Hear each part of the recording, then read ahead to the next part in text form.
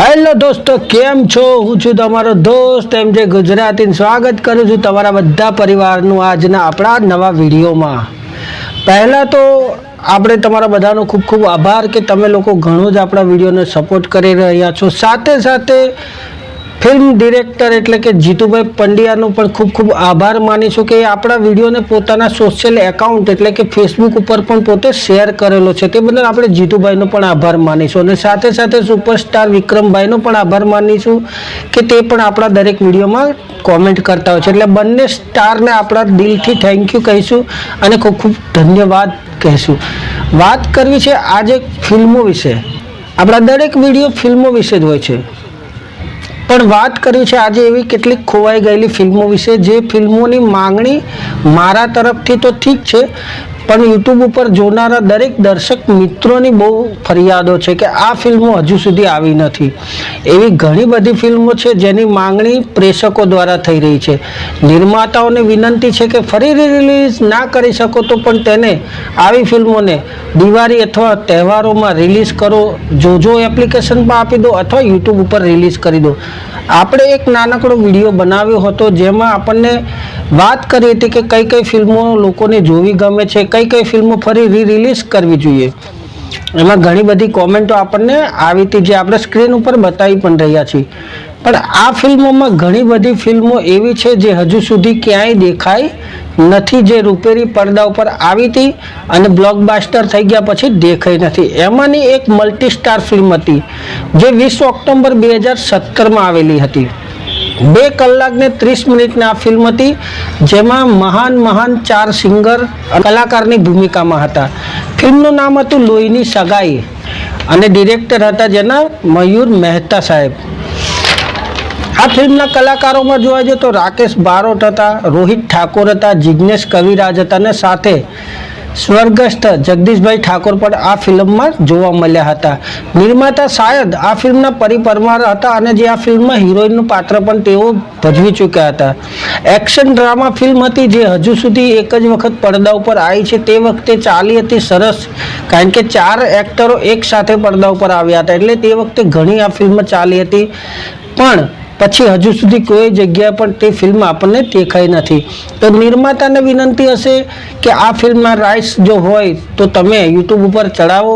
દર્શકો જેણે પણ આ ફિલ્મ હજુ સુધી નથી જોઈ તો તે આ ફિલ્મ જોઈ શકે છે. બીજી એક ફિલ્મ હતી વિક્રમભાઈ ઠાકોરની જે મને પણ ખરેખર બહુ ગમતી હતી, જેમાં બધાએ જોયું હશે કે ડબલ રોલ છે, 3 રોલ છે. એ ફિલ્મનું નામ હતું એક રાધા એક મીરા, જે 8 નવેમ્બર 2018માં રિલીઝ થઈ હતી. આ ફિલ્મના કલાકારોમાં જોવા જઈએ તો રીના સોની, મમતા સોની, વિક્રમ ઠાકોર, ગુરુ પટેલ, જીતુ પંડ્યા. ડિરેક્ટર હતા MM હંસા સાહેબ.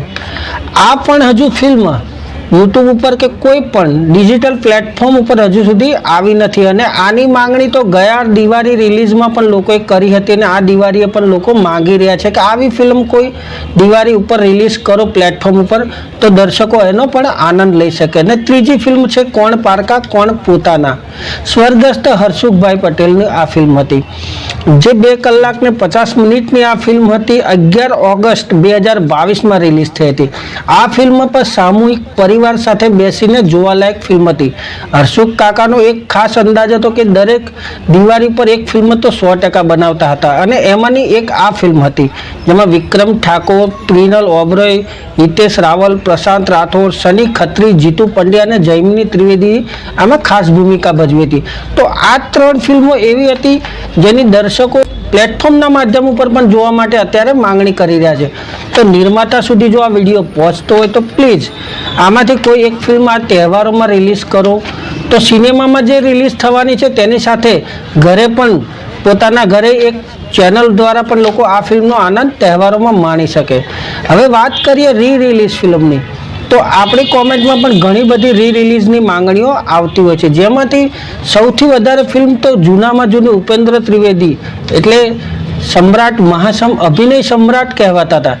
એમની માનવીની ભવાઈ, સ્વર્ગસ્થ નરેશ કનોડિયા સાહેબની જોડે રહેજો રાજ, શરદ પૂનમની રાત, કડલાની જોડ, આવી બધી ઘણી ફિલ્મોની માંગણી ચાલી રહી છે. સાથે સાથે વિક્રમભાઈની પણ પ્રીત જન્મો જન્મની ભૂલાશે નહીં, મેં તો ઓઢી ચુંદલડી તારા નામની આવી ઘણી બધી ફિલ્મોની માંગણીઓ રિલીઝ માટે થઈ રહીએ છીએ. તમારે પણ હજુ કોઈ અધૂરી રહી ગઈ છે ઈચ્છા કે આ ફિલ્મોને હજુ ડિજિટલ પ્લેટફોર્મ ઉપર નથી આવીને જોવાની ઈચ્છા છે અથવા કોઈ રિલીઝ કરવાની માંગણી છે, તો જરૂરથી અમને પણ નીચે કોમેન્ટ બોક્સમાં કોમેન્ટ કરીને જણાવજો કે આ ફિલ્મ હજુ ફરી રિલીઝ થવી જોઈએ અને રૂપેરી પડદા ઉપર આ ફિલ્મ ફરી આવવી જોઈએ.